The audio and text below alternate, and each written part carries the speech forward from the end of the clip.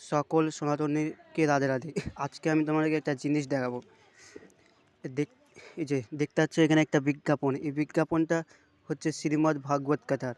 আর এই বিজ্ঞাপনটা পড়েছিল একটা গর্ততে, কত নোংরা লেগে আছে। এটা হচ্ছে আমাদের ভগবান, এটা হচ্ছে রাধারানী। আর এই ভগবানের উপরে এই যে নোংরা জিনিস লেগে আছে, এটা একটা গর্ততে পড়েছিল, অনেক নোংরা জায়গা যেখানে। আর এই পোস্টারটা সেখানে পড়ে আছে।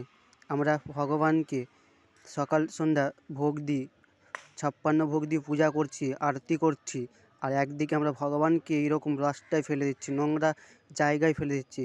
আর প্রত্যেকটা সনাতনীর কাছে অনুরোধ করব, এই বিজ্ঞাপন পাওয়ার সাথে সাথে বাড়িতে যত্ন করে রাখবেন। আর যদি রাখতে না পারেন তাহলে গঙ্গায় বিসর্জন দিবেন, এইরকম রাস্তায় ফেলে রাখবেন না। এটা আমাদের ভগবানের অপমান হচ্ছে, আমাদের সনাতন ধর্মের অপমান হচ্ছে। আমি প্রত্যেক সনাতনীকে অনুরোধ করব, এইরকম কেউ করবেন না। রাধে রাধে।